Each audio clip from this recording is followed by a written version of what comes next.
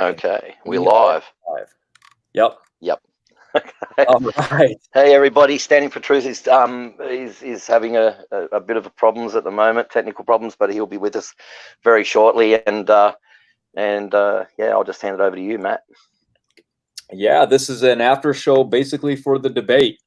So we're going to be talking on kind of how much of a waste of time that one actually was. I mean, RJ really didn't talk about anything. He just said one of the first discussions that came up was mitochondrial clocks, and he just said, well, how come the conclusion of the authors didn't admit that they got young Earth creation results, and how come they aren't young Earth creationists from it? That's a kind of a ridiculous questions to ask because, one, they believe in a most recent common ancestor. So they're just going to, for one, they're going to point to that. They're not going to say, well, it's not the first human of all people. It's just one of many. Then we have the problem that he denied the actual mutation rates because he believes that we are only using young Earth creation mutation rates. That's pretty fascinating. We're not. I mean, no, we're not. We're using the observable mutation rates, and we're doing it properly too. You know, we're as good as we can do it with the technology that we've got. There's no such thing as this stuff where they say that we're the ones that are doing the observable rates. They're making up the rates to suit themselves. The rates are far too slow, far too fast for them, so they have to slow it down. So they're the ones slowing it down and making up stuff to slow it down. Imagination. Right, but James or RJ didn't seem to James probably didn't know what was going on, but RJ was just kind of in denial about most of it from what I could tell. He just was throwing it off to like, well, if the source method didn't say it, then it's probably not true. But what we're saying is that they actually did conclude these times. They're not just going to come out right away and just say, hey, we discovered the most recent common ancestors of all humans 6,000 years ago. No. It's cryptically. It's hidden in there. Remember, they need grant money. And they need to publish an evolutionary chart. They need to be peer reviewed, and it needs to get passed. Imagine if they said, we tracked mitochondrial DNA back to a person we call mitochondrial Eve, and she dates 6,000 years ago. You think that's going to go good? That's what I find kind of interesting about it is, so I learned that in my anthropology class, and I said 10,000 women were living at the time, but they somehow traced this one mitochondrial Eve, right? How did those other 9,999 women not pass on their genetic code? And they the women die? Yeah, what? Exactly. They say it's only that one. She was just a part of a bigger, population. It's like, well, what happened to the other ones? Where's their genetic markers? I just doesn't make any sense to me. Just all got lost. That's exactly right. Yeah, it's kind of a mess, right? But they can invoke whatever. Go ahead, John. Oh, so they have to suspend any evidence that counters their positions, or not just suspend, ignore the premise that anything that might possibly be staring them in the face that disproves or dramatically damages their dogma, it can't actually be taken into consideration. Something I was thinking about for future debates, we should just never bring up anything from a quote unquote creationist and only mention things from secular papers and be like, here is the evidence. What is your opinion? What do you think? How do you justify this? Right. And here is the evidence this is what the empirical evidence states, not from a creationist perspective. This is from nature, right? How do you justify this in your model? Period. And because what I've noticed is, RJ is the king of this, right? Oh, well, a creationist. Yeah, well, nobody believes them. And it's like they completely immediately dismiss, oh, if it's Tompkins or Jensen, therefore it must not be true, and there is no possible reason to even consider the information, right? Right. And therefore, I'm going to dismiss the rest of your argument. That seems like would you guys agree with me? That seems to be specific, his and several others of the folks, we debate regularly. That seems to be their foundational premise. You guys notice that? They immediately go right to, is it peer reviewed? If it's not peer reviewed, it's not science. And That's pretty much their conclusion. Which is just such a terrible thing, you know. It's like they always argue against the majority, right? Especially in history. And then all of a sudden they're saying, well, but how could the majority be wrong? And it's like, well, the majority's been wrong before in the past. We have history of this. And you're saying that the majority of the peer-reviewed articles, oh, that's because the rest get filtered out because they can't make it through. Well, and it was funny before this, SFT and I were chatting a little bit, and one of the things I told him he should say, and he sort of said part of this, but was what is the entire point of the discussion portion of a peer-reviewed paper? Last time I checked, it was their opinion that they were putting forth for inviting others to counterpoint or to invite potentially different interpretation of the empirical evidence they have discovered. You know, we're now in the debates, we're having a discussion, and, you know, SFT, you, me, anybody, any of us, we're making an argument from the substance of the empirical discoveries. So the question I have to them is it their position that if my opinion does not match that of the author, that somehow the evidence that I am presenting doesn't exist? Is it not there? Like, is nobody, like, last time I checked, if you look on papers on Nature, any of the, you know, the journals, if it's anything even remotely controversial, and sometimes not controversial, there'll be other PhDs who write counters. That's standard practice. So if we're making the same counterpoint or having a different interpretation, how is that, you know, how is that just completely dismissed and has no substance whatsoever from their perspective? It's only dismissed because it's a debate. I'm sure in their mind they read through it so they can find a way to debunk it. That's pretty much what I've noticed. Well, I wonder, honestly, I'm beginning to question whether or not RJ actually reads all the papers or if he's just a librarian. Because, you know, and he's creating his archive. Like, does he actually ever read anything?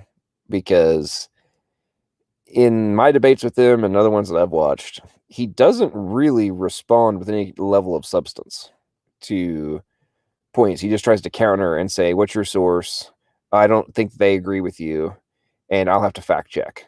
It's like, do you actually fact check? Because you don't actually make counterpoints. Right. Well, that's what he's doing with Jensen's book, apparently. I watched a 6 video series that he had. They're about an hour each, and he's critiquing and going through Jensen's book and fact-checking his sources. And that's fine. That's good. But, I mean, it's a tedious thing to get through because it's so slow. And video, I think 3 and 4 were a waste because he actually wasted time fact-checking the wrong resource. So I wasted a couple hours out of my life on that one. But he's basically just trying to, if you can find that the source method is wrong, what Jensen is using, then you can say that the model's wrong, right? It's all garbage. So that's his goal in fact-checking.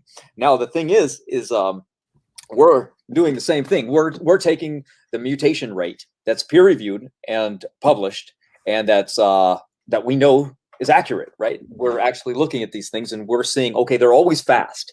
And you can go to Wikipedia at any time you want, and it tells you right there that phylogeny rates are always different than the pedigree or trio studies every time. So the actual observed rates are always different. And the observed rates are in favor of us, and the phylogeny, the one that they made up, the assumption method, is in favor of them. So they say ours can't be right, even though it's what's observed, because evolution is true. Now, if I don't know of anything that can be more ridiculous than coming to that conclusion just because it doesn't fit your model, and they accuse us of having the most ridiculous viewpoint of all, that is cherry-picking, biased, double standard. That is absolutely crazy. Well, all we ever hear is, oh, well, that's a great presupposition. Oh, you're making a presupposition. Like, we hear that ad nauseum when in regards to intelligent design. But the point you're making, it's like, do you not comprehend that the entire foundation of your argument requires incredible presuppositions on things that, per your own admission, you have no idea and no way to prove because they were billions of years ago? Well, nobody ever saw this, but we know it's true. Well, okay, so is that not the definition of presupposition? Right. Evidence. And then they change their data too. Like, I wanted to read this to you guys. So we know about Dr. Mary Schweitzer, and she got hit hard by her own evolutionary community because of what she found. Listen to this. Okay, so they were talking about how these cells are calcified and all that kind of stuff. Well, they had to check their find, and they applied a dye to the fossils that sticks to DNA if it really is DNA. Guess what she said? I'm not willing to call it DNA because I'm cautious and I don't want to overstate the results. There is something in these cells that is chemically consistent with and responds like DNA. What the heck? This is their response. Yeah, oh, by the way, it looks like we got a question that might be up your alley from some of the stuff you're looking at earlier, Jesse. Little YEC says, we still need to work out the native crop issue. Didn't you find some interesting stuff on some of the grains or something earlier when you were doing some research? I did. Hey, Cocoa Puffer, just quickly. Cocoa Puffer just gave a $20 super chat. Thank you, Cocoa Puffer. Thank you very much for that. Yeah, absolutely. Thank you, Cocoa Puffer. So what I found is that they actually found maize, which is corn, in South Africa, pre-Columbian and pre-Portuguese and pre-Spanish.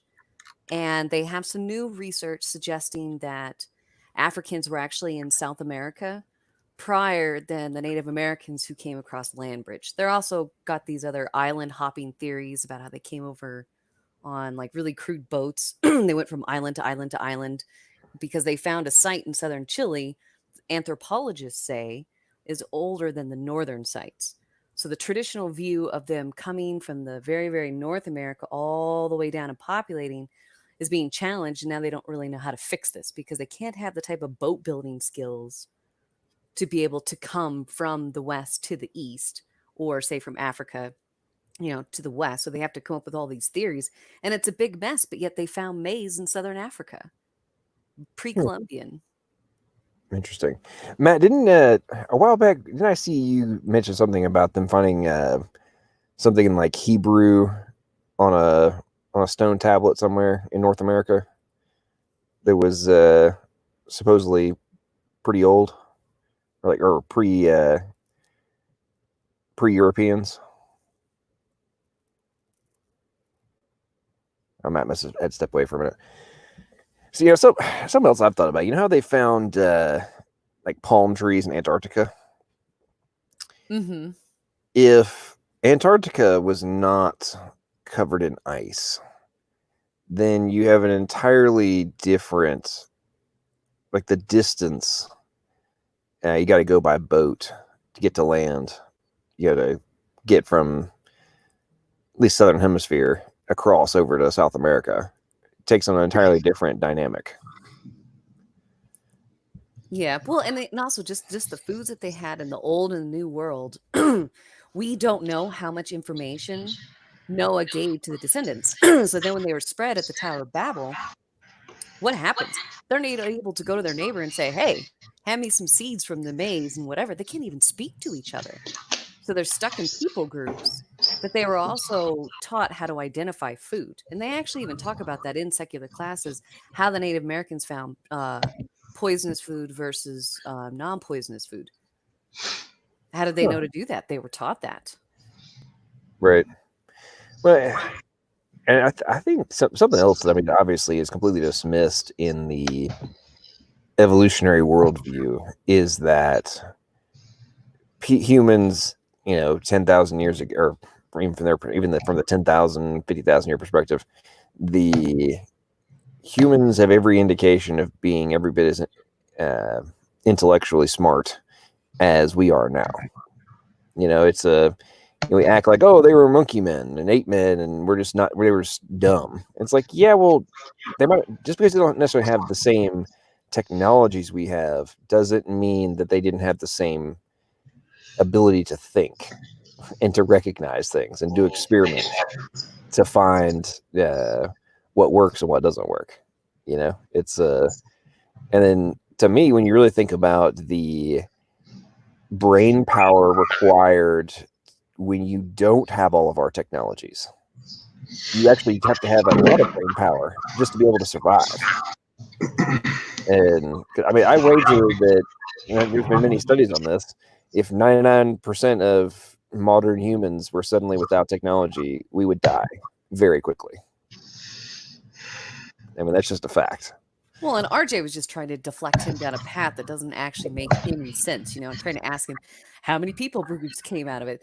There've actually already been studies on this come from the Tower of Babel. They actually base it on language groups, based on the children of Ham, Shem, and Japheth, and then the next generation. I forget all their names, but and the anthropologists don't even know how many people came over. It's just such a deflecting question. Like, I was so shocked that, and he even admit that I'm not prepared for that. And that was specifically on the question that he always asks, how many ERVs or ALUs or any of these retrotransposons did Adam and Eve have? And I challenged him on the DNA function. Actually, the start of the debate, I couldn't believe that he deflected away from the chromosome 2 fusion, which they love. And he deflected away from all the molecular clock data. Then he asked these really specifics. You're right, like, how many people migrated to the new world? Well, guess what? The molecular clocks already tell us, and you have no rebuttal, RJ, that human civilization, according to the mitochondrial DNA, only goes back 6,000 years. And the Y chromosome variation only goes back 4,500 years ago to Noah. So therefore, we know that that's how far back the history of civilization goes. Now we've got someone like Dr. Nathaniel Jensen, who's digging deep. He's got his own research program. I think, Matt, you were touching on that earlier.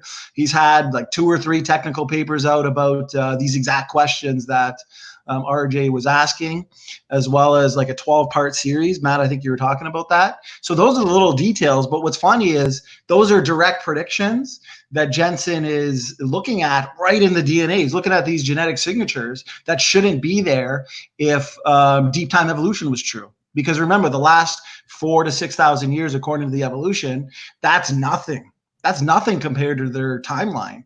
So it should just be all a scrambled mess. They're not looking for those signatures. So Jensen said, okay, if these molecular clocks really are accurate, let's see if we can find these signatures. And it's fascinating. He's finding them all over the place, specifically in the Y chromosome. And I was shocked because RJ, he's their so-called guy. He's looking at all the sources. I asked him, I said, what are some of the predictions we're making on cytochrome C or patterns in nested hierarchies? He said he didn't know, which is funny because he's always saying things like, oh, creationists, they don't have any answers for this.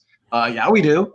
Well, and the interesting thing for me, when you kept trying to get him to actually discuss ALUs and retrotransposons and such, that's one of his standard talking points in debates on evolution is, well, how do you explain ALUs and their disease-causing capabilities? And it's like, you were directly attempting to have discussion on it, and he kept deflecting. Well, when are we going to talk about mammoths and Native American peoples?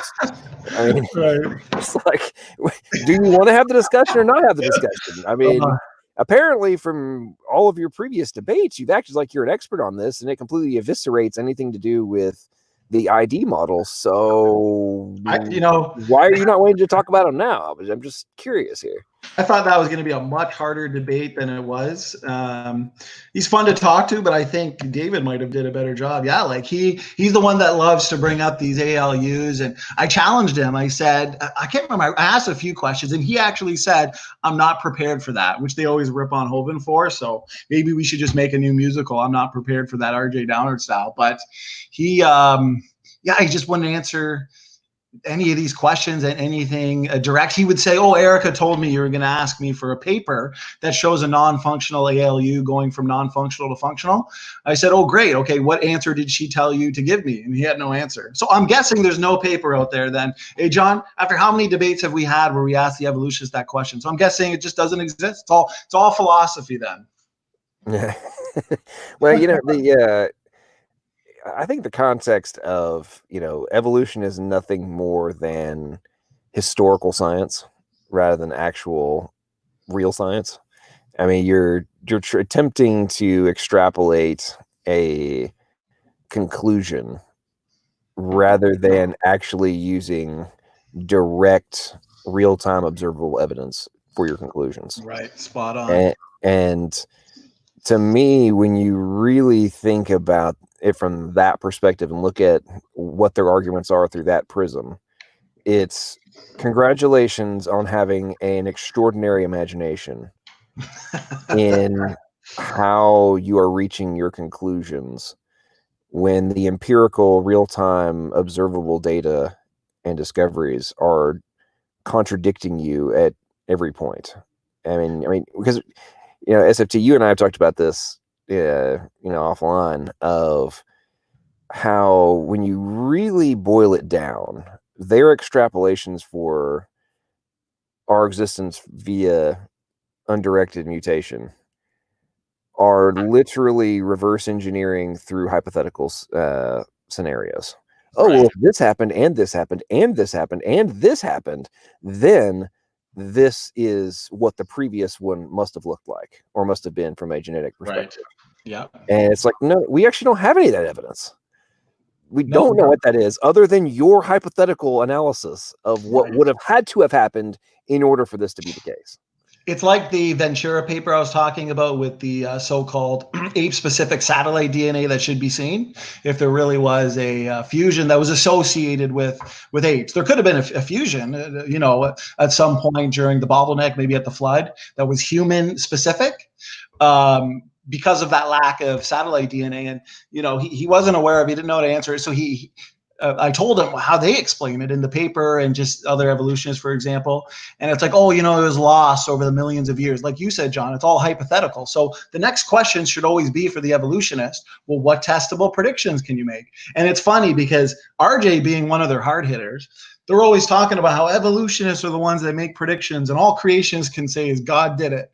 And yet what? We're the ones making predictions on the DNA function, the molecular clocks, and then every single answer, everything they say about undirected mutation, John, like you pointed out, it's all hypothetical fairy tale. It's when they pull out their storyboard and say, here's how we think it happens. If the bigger picture, and let me ask everybody listening, did RJ, other than just mentioning Australopithecines and saying, go look at the source data or the literature, there's tons on there. And then in my opening, I'm like, okay, let me just refute everything that they would talk about.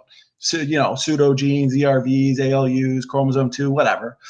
Other than just mentioning a couple things, he really gave no evidence for human evolution. Did he realize the title of the debate was Human Evolution or Adam and Eve? It's interesting. See him give any evidence? It's interesting. He kept going back to asking you about that stuff, and I'm going, he is deflecting major, because there's actually been a ton of research into that. But it's like, this is evolution. What plants they had in the old world and the new world have anything? He was trying to catch you and corner you, and I love the fact that you cornered him. And it was brilliant. I was like, yes, keep going, standing for truth. I want to know. I had to live up to you guys. What kind of fruit they had, and how did tomatoes and potatoes did they bring on chocolate in different? Tell me, what kind of horses? What did they? Did they have chocolate in the on the ark? How many people exactly standing for truth made it into the new world? Like, I want an exact number. It's like, what? These are your big questions. 32. Yeah, I should have said 32. There you go. There's your me wrong. Go find the literature. I need a technical paper that says the exact number of people from the secular perspective that must have been migrated. Yeah. The point you're making about is this actually about evolution? It was interesting. I was driving home for the first probably 30 minutes of the debate, and I actually was asking myself that exact question as I was driving home of I could have sworn I saw the title was not about migration patterns. What is being discussed here? Did I miss something here? Was there a title? Maybe I pissed him off. Maybe I pissed him off because I kind of noticed when I rewatched Mine and Yours, John against Jeff and RJ, he kept having to ask me about dates. And I almost said in it, I was like, is it because you don't know these dates? Like the Neolithic Revolution and stuff like that? Maybe it's because I threw him off. I think that's the case. Isn't it funny how he kept saying, and he'll say it with you guys too, well, Jackson, his best friend, they talked about it in their book. Let me go look at the answer. I'm starting to think that no, they don't really talk about any of this, because even the migration patterns, I went back to the DNA and I pointed out, this is what's inherited sperm and egg. I can't tell you exactly how many people entered the new world, but I can show you that based on a rapid migration after Babel, we can see so many, for example, the Y chromosome. We have very specific Y chromosomes all around the planet, the Chinese, because mutations start accumulating in all these different people groups that have migrated to different places. So now we would expect certain alleles that are rare, the Y chromosome, or the one thing that I brought up was the mitochondrial DNA. So for example, 8 people off of the ark, Shem, Ham, and Japheth and their wives. So we should expect, okay, 3 major mitochondrial DNA haplogroups. And that's exactly what we see. And they're on every single continent. So like he wants to ask these little details, like how did Noah bring chocolate onto the ark or explain the new world? It's like, man, we can look right into the genetics and it screams Adam, Eve, and Babel. Screams it. You can't deny it. You know, something else I was thinking about when, of course, he tried to bring up the whole, oh, well, why wasn't there incest problems and all that stuff? I'm like, okay, obviously, as you've explained this ad nauseum about like, hey, the DNA. Anyway, the question I have for the evolutionists is, okay, there's one mutation, this mutant creature that is diverging. There's only one of them. So how are they not dealing with incest every single time there's this supposed split? Like, how do y'all explain this? You saying they're divergent, but they're still being able to procreate with what they're diverging from. But then you have to have compatibility.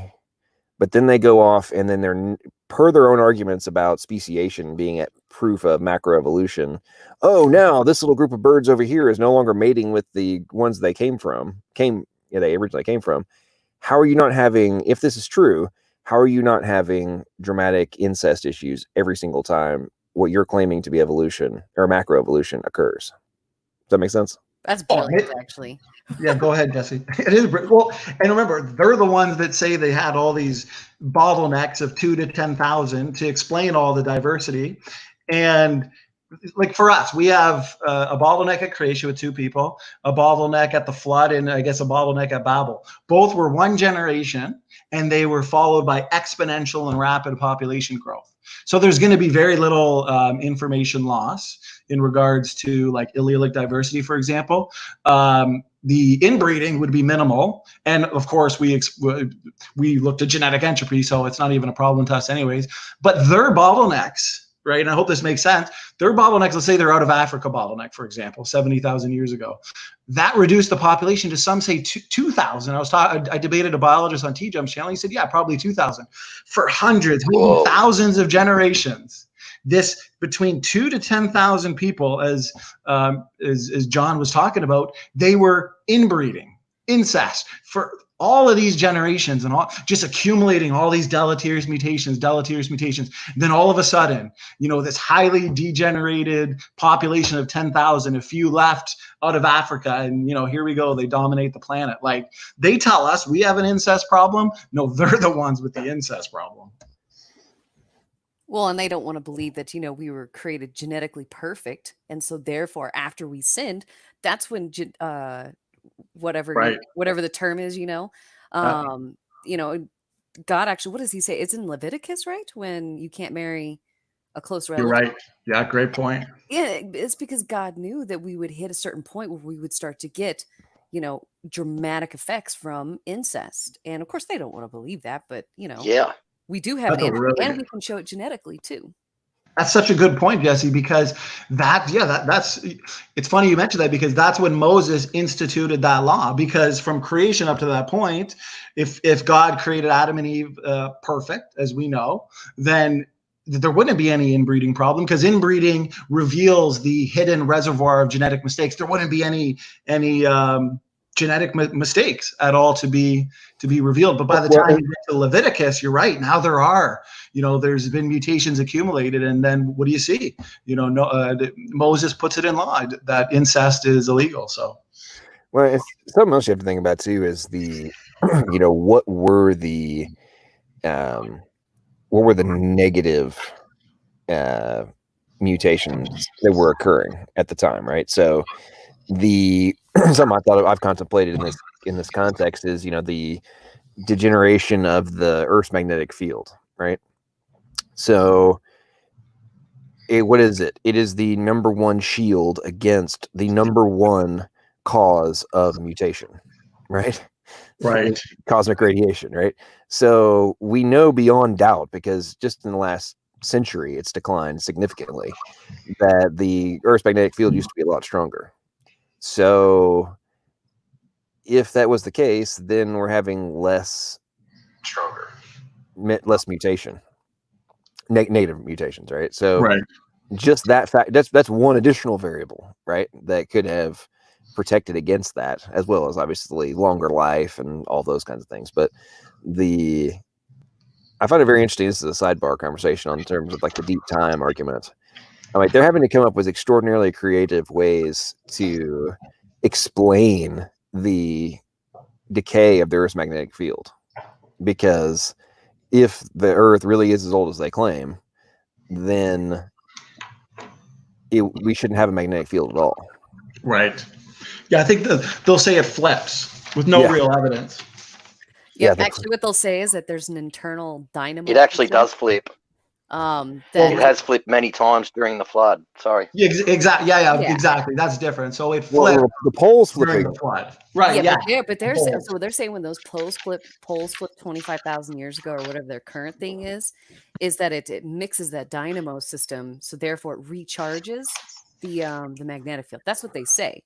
But then you just look at Mercury, and Mercury disproves that because it doesn't have a liquid core. It's got an iron core, and yet it has a magnetic field. Right. And there's two magnetic fields out there. I can't remember on two of the planets that are that appear as though that they've reversed the poles, but then they got out to the next planet, and the next planet was exactly the same. So two planets having a pole reversal at exactly the same time is highly improbable. So I can't remember the names of the planets. It's Uranus and Neptune. So basically, Right. Oh, Uranus and Neptune, yeah. Actually, real quick, because what John was saying and then what Jesse elaborated on kind of made me think. What do you think about this, John? I've never actually asked this question, but it's kind of fascinating to me because according to their deep time evolutionary timeline, Neanderthals split away. This is according to their story. The Neanderthals supposedly split away from the main human population about, they say, 400,000 years ago, but was somehow not part of the African near extinction event that I was talking about. Now, according to their story, Neanderthal then reunited with the emerging human population, which was just coming out of Africa. Here's a question that I don't think the evolutionists can answer. If Homo sapiens went through a radical genetic reshaping in Africa all this time, how could it remain interfertile with Neanderthals? Because even they will agree that Neanderthals and Homo sapiens and Erectus and whatever all interbred. But according to them, if two species diverge for so long, right, like a ring species, for example, they can no longer interbreed because they're too genetically different. But how would that's kind of a question that fascinates me. According to Fight the Flat Earth and Team Skeptic the other night, apparently reverse evolution is a totally legitimate thing. So I guess there must have been evolution, de-evolution, and whatever to talk about creative storytelling. That whole thing. I don't know if you guys listened to that debate, but talking about obvious de-evolution or reverse evolution because they didn't have scales and then they had scales again, but they used to have those scales. So it's like, wait a minute, you are literally arguing that they had the functional capacity to do something that was turned off, and then when the scenario changed, that capability turned back on. Therefore, the data and the information for this function already existed. You idiot. That does not defend your position at all. It operates in support of the position that there was existing functionality and God created the if-then variables for different scenarios. I mean, I don't know if you guys were listening to the G-Man and their debate the other night, but that was what was going through my head when I was listening to that diatribe. I'm like, reverse evolution? Okay. Well, that's interesting. Didn't you guys say that evolution does away with things that are no longer needed, not store them? Because the stuff that you claim is stored, you argue is junk. Am I wrong on that? No, I wouldn't think so. It sounds like everything that I've heard on this channel. So, and they always have to do that too. Like if you look at the Australopithecine and the one before it, the others after it, the hole on the bottom of the skull, moves forward and backwards and then back into the center. That's reverse evolution right there. Like evolution should be a slow change. That hole, whatever that your spine goes into. I don't remember the name. It should be slowly moving forward to center. No, one of their skulls, it is actually further forward than where ours is. Like, it doesn't make any sense. Cocoa Puffer, thank you for your $5 super chat. Talk about a bottleneck. The first multicellular organism that crawled out of the soup had to find a bride. Good luck. That's awesome. I totally said that in my video too. I was like, must have been lonely for that single cell. Yeah. Well, it's just like John, me and you talk about, and I asked RJ that. What about those mice where that, specific class or retrotransposon is when it's deactivated, the mouse dies because it's necessary for development. So I guess millions of years, mice were just not having kids. Right. Well, the evolutionists, we've talked about all this stuff, many times in different videos and debates, but the whole premise of temporally controlled factors in not just the genetic code, but other elements in cellular biology that turn on and off at different times in development. I mean, think about this for just a second, folks that are listening. There's a time factor that says, hey, when this happens, do this, but then after it's over, do something totally different. The exact same component does different things based on specific time-based factors. I mean, think about that in context of any manufacturing facility or process or software or anything that we do that requires foreknowledge. You can't create a time variable unless you know that the time variable is going to happen and that you need to have it accounted for.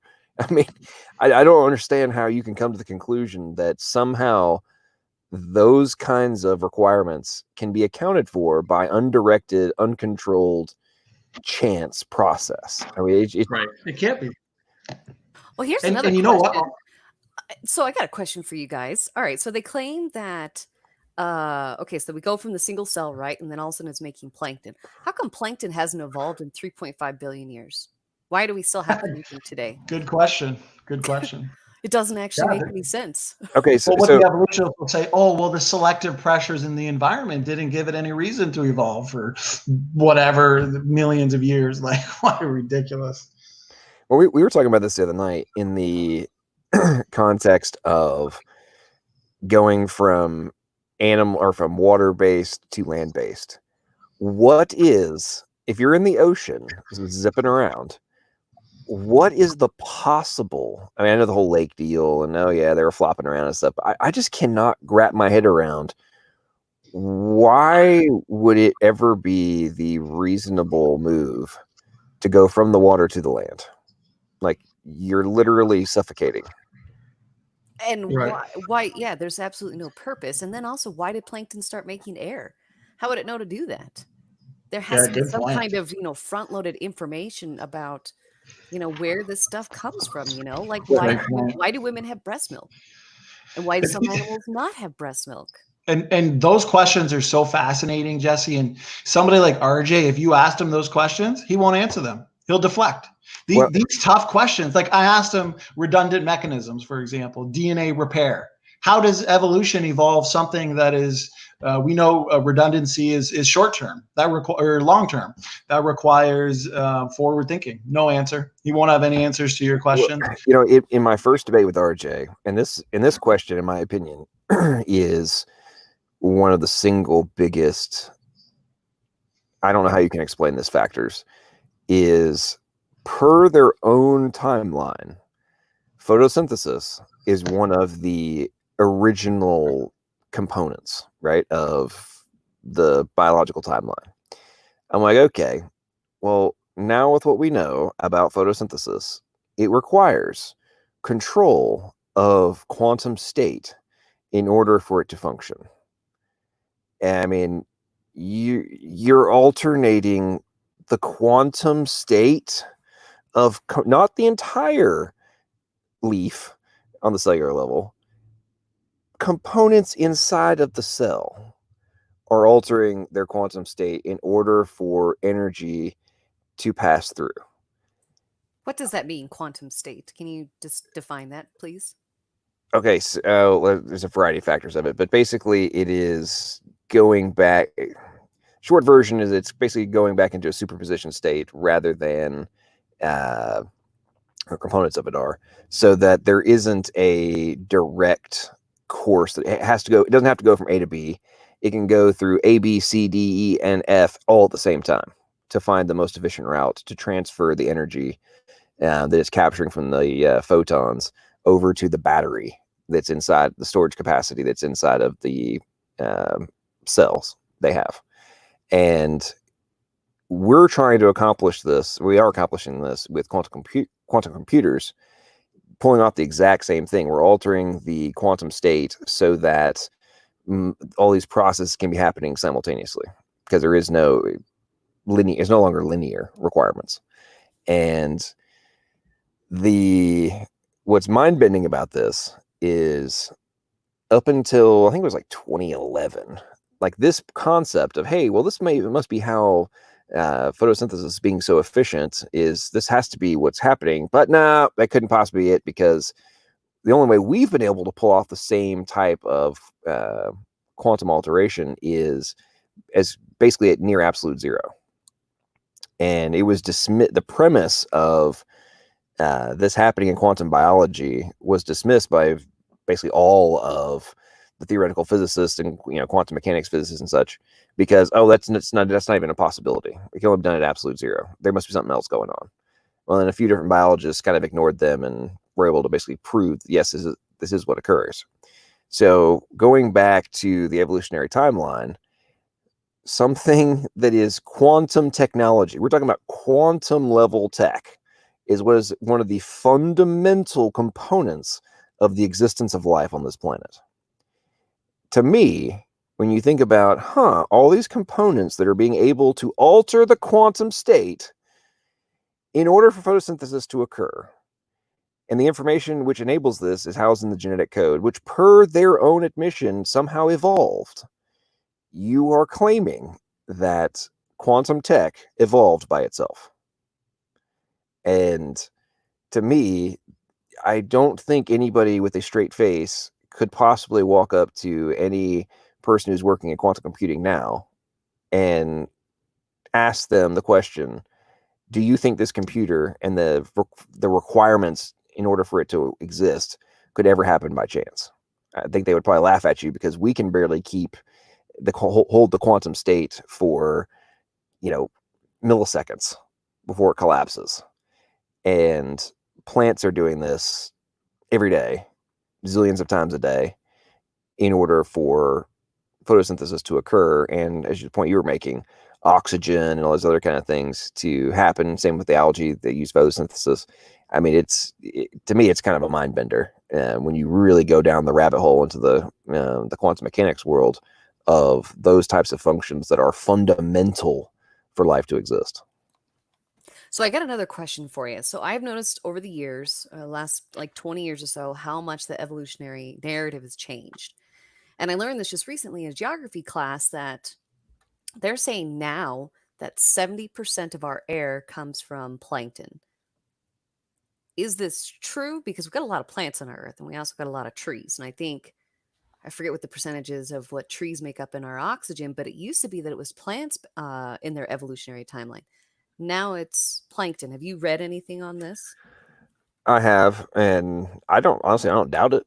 I mean, I think it's kind of interesting, to be honest. I mean, I think it's a combination of all of the above. I mean, it's plants, and I mean, the trees and everything do have significant percentage. I mean, it's one of the aspects of the CO2 variable, right, of plants. There's a balancing point of where it's advantageous versus not advantageous having too high of CO2 levels, but it makes plants grow faster and gives more oxygen overall. And I don't know, that whole question of which one does more. I mean, it makes sense in terms of the algae when you just think about the sheer surface level.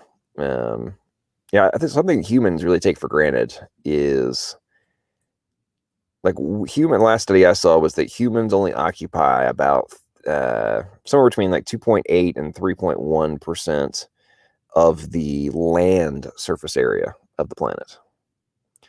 And when you think about that, like we have such a myopic, microscopic perspective on our planet. Do you want to know something kind of interesting? So in my can't remember. So I took 2 different geography classes. One was physical geography, and the other one was like cultural geography. So whenever they talk about like an area, like, okay, so many elephants, a habitat, sorry, that's the word. So many elephants can be in this habitat or something like that. Do you know that they are still trying to calculate the habitat of the world for humans? And they can't come up with a number.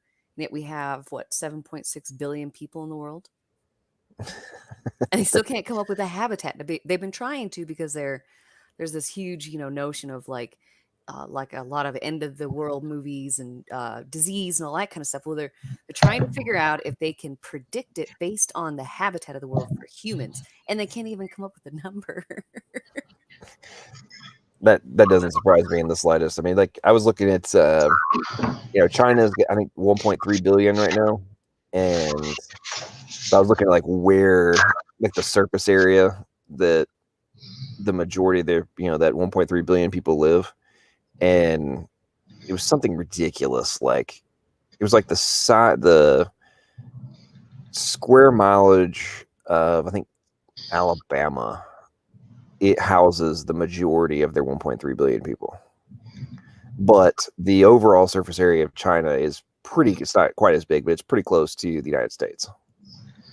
And when you think about that, I know you're out in Denver, right? So, I mean, you get to get up and look at those beautiful mountains and everything, and the states out west, people just, people in, New England and Atlanta and Houston and people living in major metros and they don't leave them, lose perspective on how small our urban environments really are in comparison, even to just our states, let alone the entire country, let alone the continent, let alone the world. If I could jump in, Jesse, you made just to maybe switch gears here. You said something earlier about Lucy that I thought was really cool. Can you touch on that? Maybe we'll spend some time, especially because tonight's debate, human evolution, and he just mentioned it in passing, and I kind of gave a few sentence response and rebuttal to it, and he never really wanted to touch on it. But you said something really cool about, was it the foramen magnum, or can you touch on that again? Oh, where the spine goes into the skull. Is that what you're talking about? Yes. Yeah. So, and I can't remember the name before the Australopithecine, but it's that hole, whatever the name is, was further back. And then the next one was too far forward compared to ours. Actually, Raw Matt has on his channel, I think you have it hosted on yours as well, where they actually talk about this and how it's a reverse evolution. Like it doesn't actually make sense. Like if it's going to be slow change over time, you should see it slowly moving forward. And yet we see it go forward, and then back. Well, it's so funny too, because it's in the books, but we got thousands of pages, so right. So I'll find it and I'll show you. I'll show it to you. I'll post it anyway. Okay. It's funny because these Australopithecines and really all these reconstructions that they do, they're all based on such fragmentary evidence. And you might even be aware of this, Jesse, and I brought this up in my debate with Erica, the first one, I think. There was actually a baboon bone. It was incorrectly assigned to Lucy for not a couple of years, 10 years, 20 years, for literally over 40 years until they realized it. I mean, how much confidence does that give us in the conclusions of the evolutionary story? Well, and like another one that's kind of interesting is all the pieces that they have from Australopithecines and stuff like that could fit into the back of an F-150 truck. Right. Out of the millions and billions that they say lived over all this time. And I was trying to find what was the name of the one that disappeared during World War II? Was Is it the pecking man? Yeah, I think so. The pecking man. And then the other one was One of actually, the the other one was found to be a lie, like a straight up lie. And that doesn't really, you wouldn't think that would bring a lot of confidence into the evolutionary community. right. It does. They absolutely, oh, here, I just found it. Java man, pecking man, and Piltdown man. The bones of the original Java man have since been recognized as belonging to two different creatures. The fossils of the original pecking man were quite controversial from the beginning, but in any case, they were lost during World War II. And Piltdown man, of course, is now universally acknowledged to be a hoax, but a hoax that fooled Right. the world's leading anthropologists for decades. Piltdown man was from that was in England, wasn't it? He doesn't say in his book. He just goes over those three. Well, what's funny is, you know, these Australopithecines, they were, they shared most of their features with apes today, and I pointed that out to RJ. And yeah, there was some uniqueness with them, but they're extinct. So really all they would be, like if they were living today, they would just be a different type of ape. That's it, a different genus of ape. Like there's really nothing at all special about them. You know, Lucy, for example, was 3, maybe 4 feet tall. You know, our so-called ancient ancestor. I mean, it's nothing more than an extinct ape genus. And Matt, I don't know if Matt's listening. I think he's there. What did you say about how she fell out of the tree? Like the evolutionist said that she's not a tree dweller, but was it Lucy, or maybe it was a variant of the Australopithecine that was, they discovered that she died falling out of a tree, believe it or not? I think Matt had to step away for a second. He's mentioned me. You know, so here's something I was thinking about earlier in this whole during the debate. Okay, so there's all this focus on the predecessors of humans, right? Where is the focus? Because I've never heard it on the predecessors to the modern apes. Like, do they have supposed evidence for all the transitional forms from the whatever we supposedly split from, right? Right. To the modern apes? Like, do they argue that the chimps evolved? Right. Yeah. They like the nodes, for example, you'll see, and I think it was Dr. Charles Jackson, who I love. He debated Herman Mays, and yeah, he pointed that out. He's like, you know, all these nodes, which are supposedly the missing links or the common ancestors. Because you're right. Yeah, I think they say about 6 million years ago. And even to explain the DNA differences, like you pointed out to RJ, John, in your debate, and he just dodged because he can't answer any of the tough questions, which is fun. He's been at this for 50 years. But I think they even pushed it back, even maybe to 12 million years to explain the DNA differences arising. They need more time. But yeah, like a lot. So when the chimp and human line split from that common ancestor 6 million years ago, yeah, there's really very few transitionals that they can point to. And so like why did humans evolve per their own argument, but the chimps didn't really? I mean, no, and they'll go back and they'll show this pretty diagram, right? Right. And in my last class, 100,000 Years of War, we spent 16 weeks trying to figure out where violence comes from. I was like, oh, just read the Bible. But anyways, so they show this great succession, right? This line showing all our sort of ape ancestors, like we're cousins, right? But still, it leads back to a core. You got bonobos, gorillas, chimpanzees, and then I forget what the fourth is. But they never talk about that core ancestor back there. It's just like we know it comes from there, so don't question it. Right, we know it's there because they assume it, right? Well, there's got to be. It had to have been there somewhere. What is the counterpoint to? Okay, so up until 150 to 200 years ago, nobody argues that there was more than maybe 500 million people on the planet, right? Right. It goes up and down, right? I'm like, okay, so we are now having more people born every year than were in existence for centuries, right? Right. If evolution is true, and if it is in continuation, right? I don't understand how just mathematically we aren't seeing dramatic positive mutations. Right. How come we're not born with positive mutations? We're only born with that which is negative. Right. That's what I'm saying. Like, where is, like, from the sheer numbers perspective? Right. Great point. Where are there not enough? How are there not been enough beneficial mutations? And as a sidebar, I remember looking this up a year or so. I forget the exact math, but I was trying to figure out, like, how many predecessors do they think actually ever existed? And it was something stupidly low, like 3 million, right? Of some of the transitional forms, earlier man. And I'm like, okay, I was thinking about that. I'm like, okay, wait a minute. You're arguing that somehow there was enough variables, even with your extended timeline, to account for the need for, the time factor to be in your favor, right? Somehow all of these positive things that led to us occurred with these very small population numbers, but we're seeing nothing other than negative stuff now, when we have, in Nashville, where I live, is more people than they claim ever existed in, XYZ transitional form.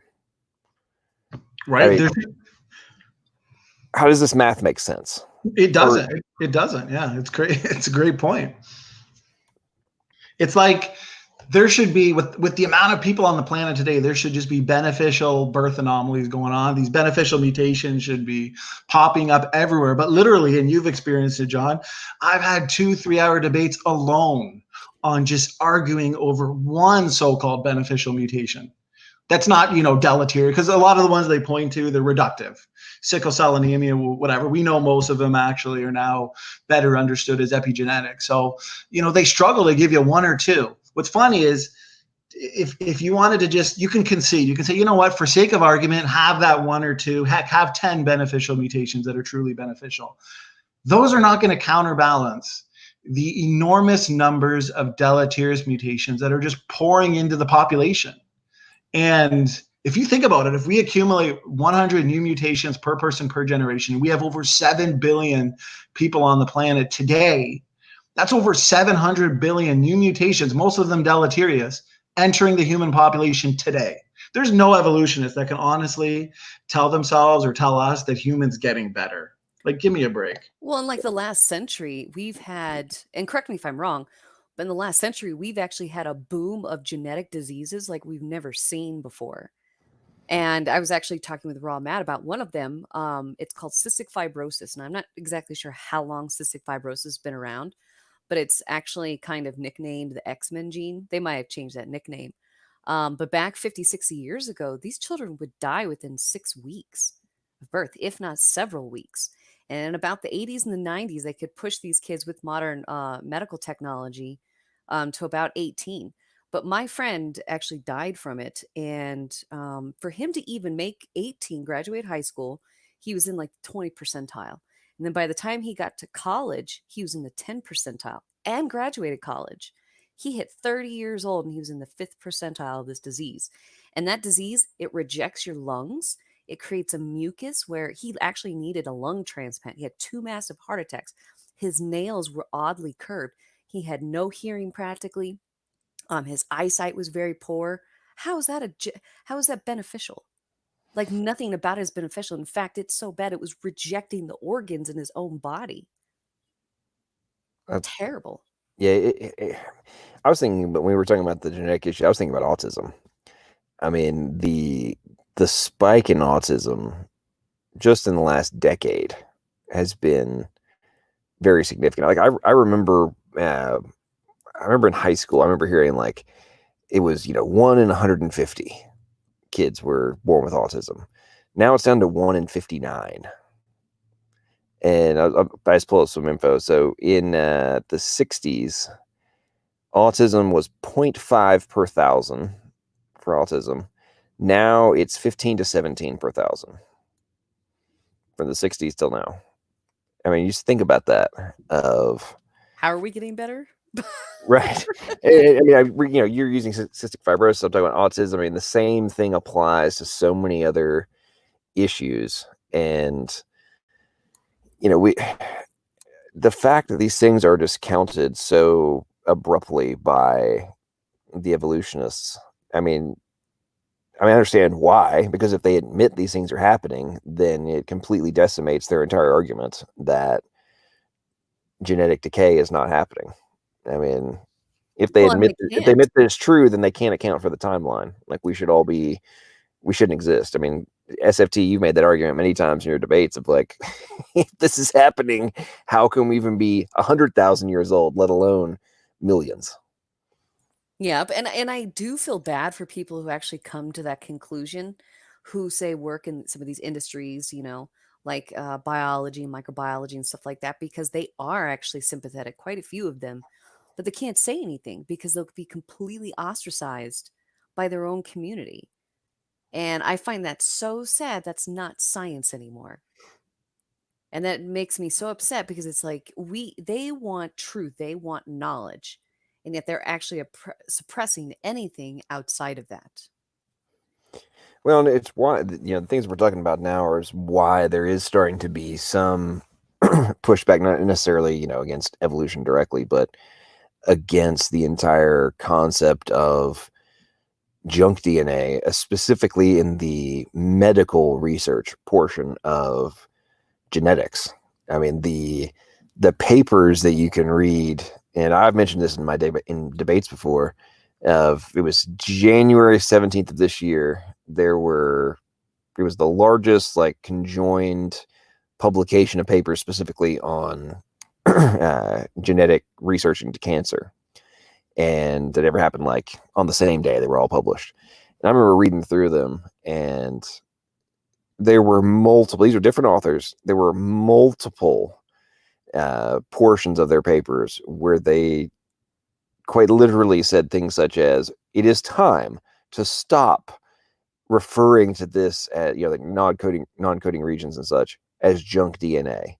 The reason we are behind in research is because it has been completely ignored and there's been no function, view to research it at all. We don't even have the type of technologies we need at the advanced level that we need them to be able to be, figuring out how all this stuff works and how it impacts, the biology in general.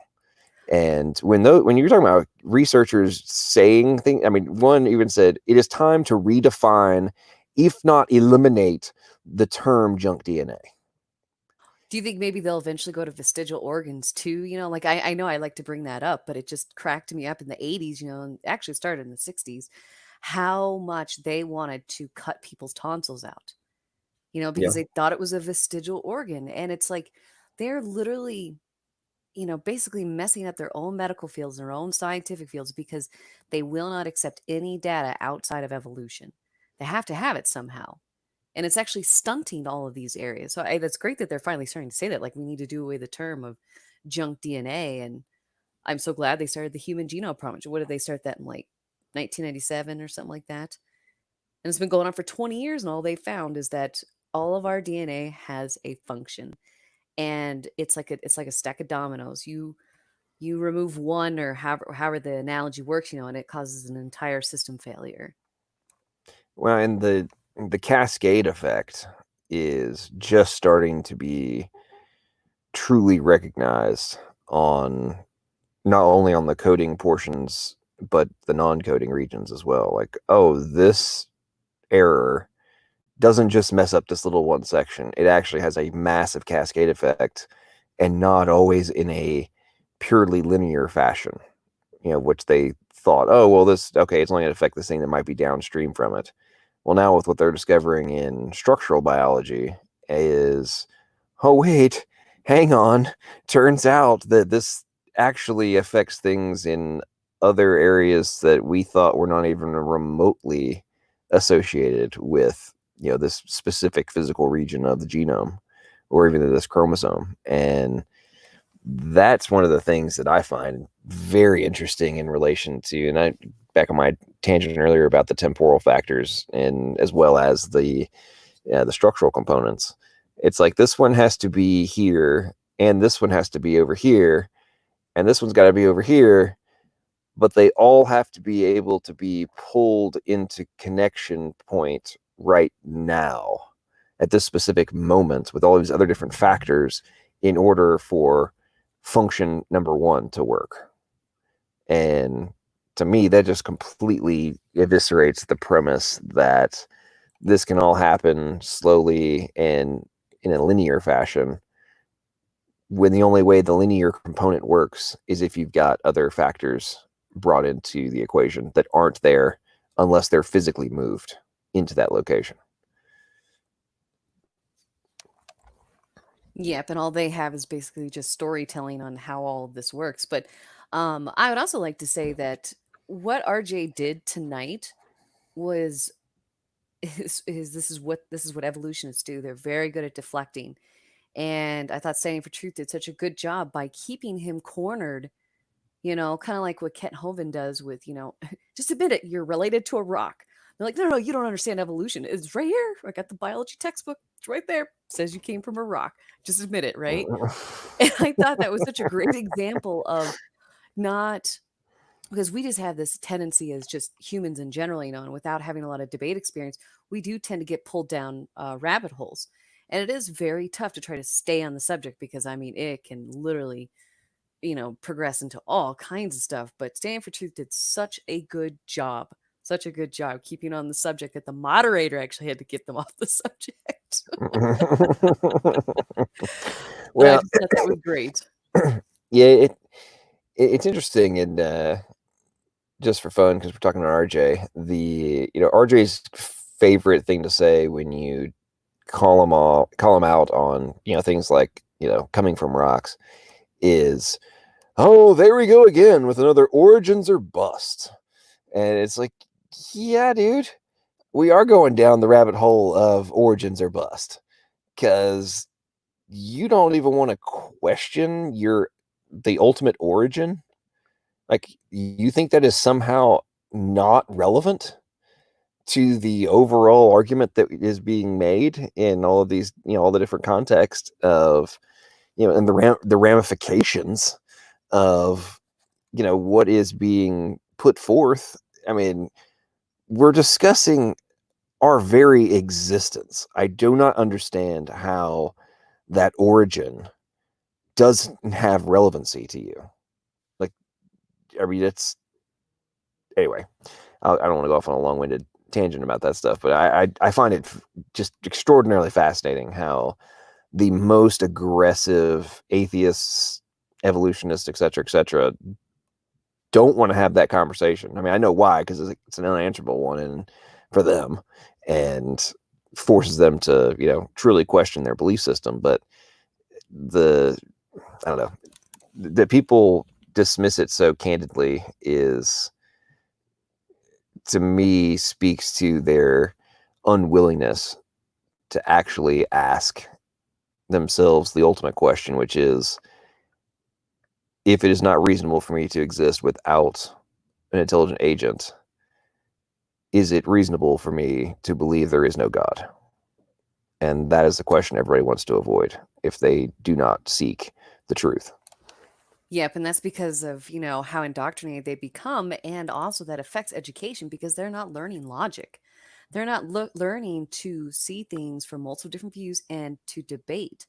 Debate is one of the oldest ways to gain logic because you are challenged constantly on your views, and like we've said this on this channel before, and we it's been prior to before I started subscribing to this channel that we as creationists, we have to know a lot of stuff. We have to know geology. We have to know this. We have to know this because we are constantly challenged on it. They don't.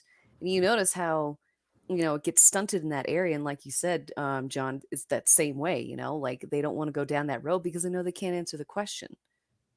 And especially when it comes to logic, like logically, like what's the purpose of our existence?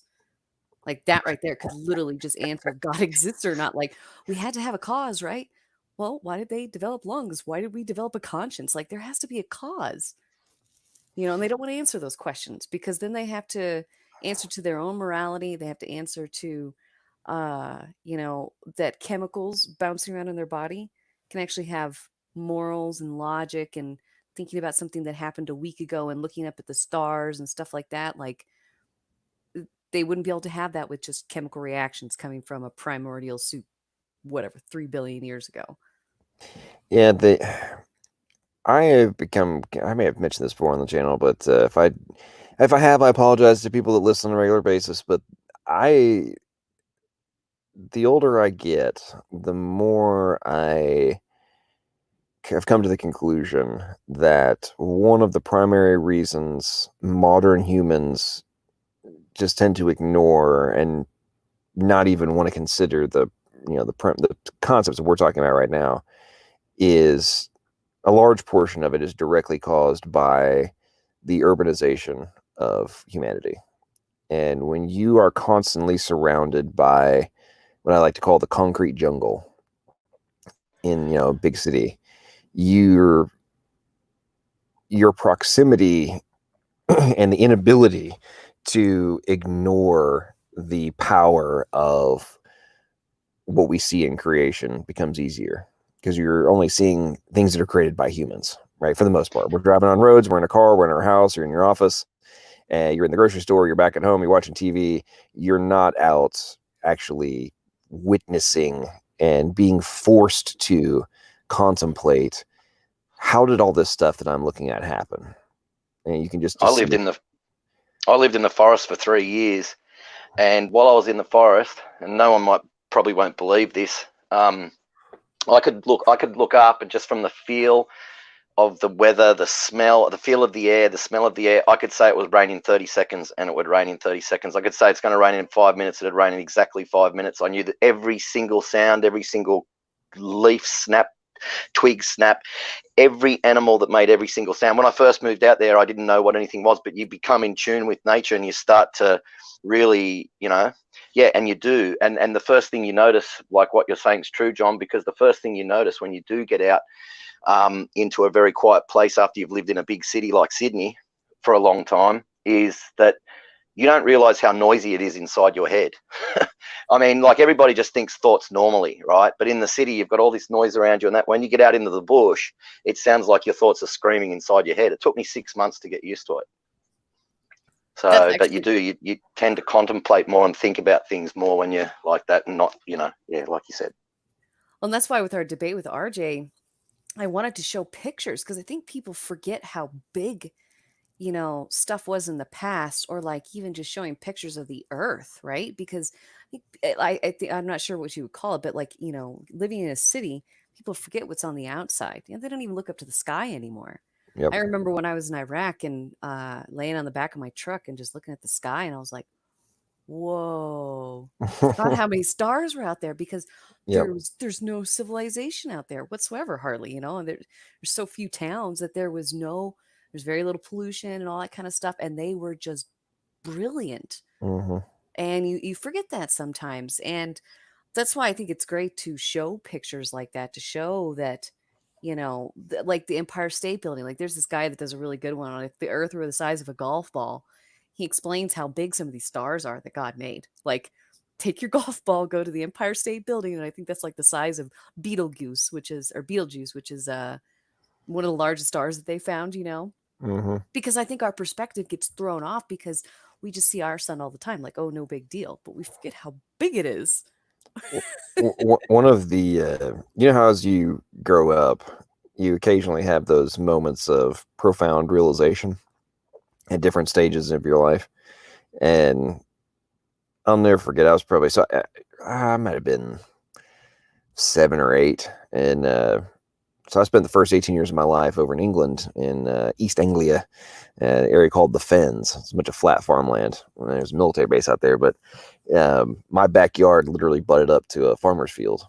And I remember going out there one night, and I was laying on the grass looking up at the stars, and not quite to the extent that I'm sure you experienced in Iraq, Jesse, but there was not very much light out there, and the stars were very, very easy to view, let's say.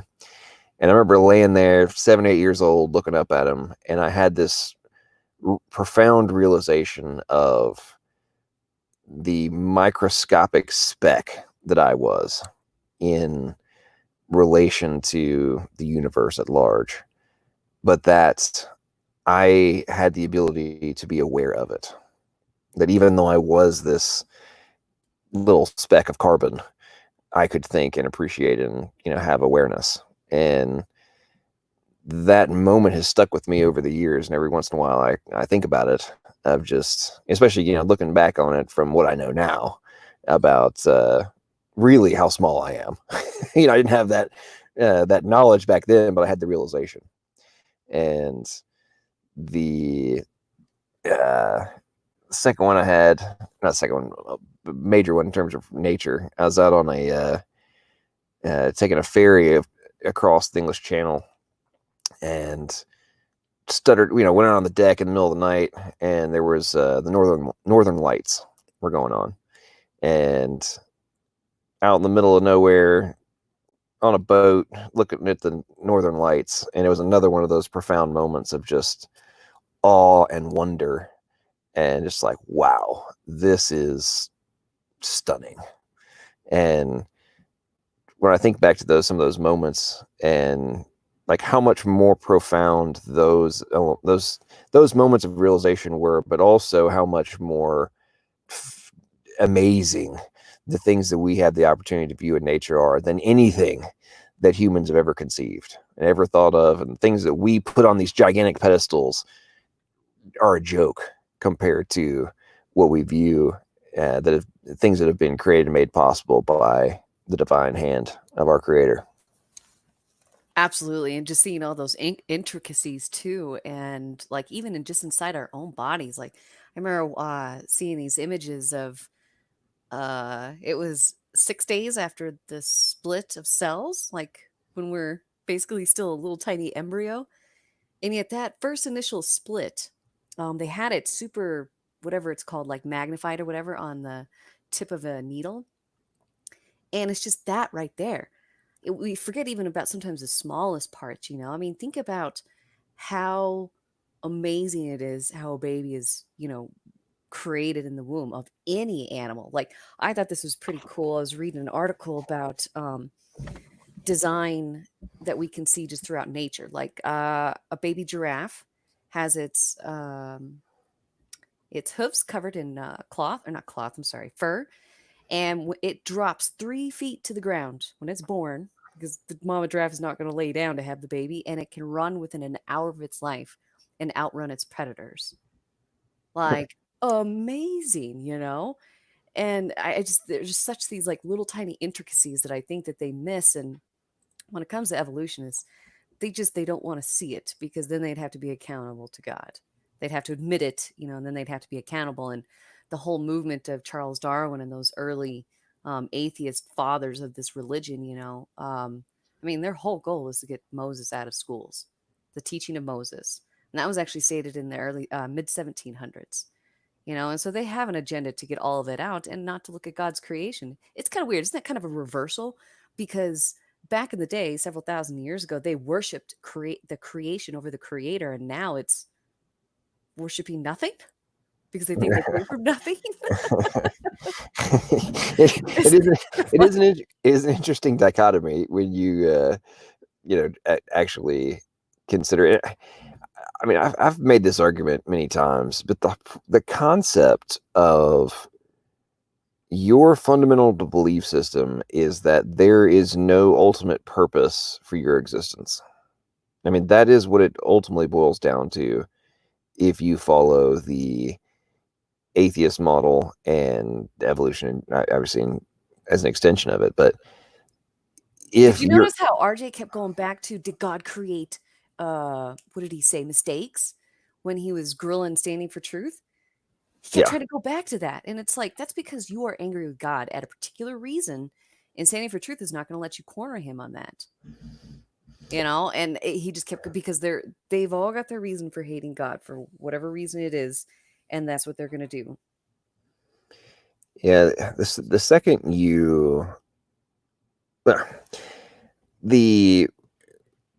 when you really go down to the root of all of their arguments, is if God does not exist, then there is nothing beyond this existence.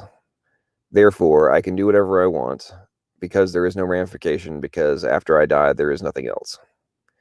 And I personally, I don't understand how or why you would want to have that view of life in the first place.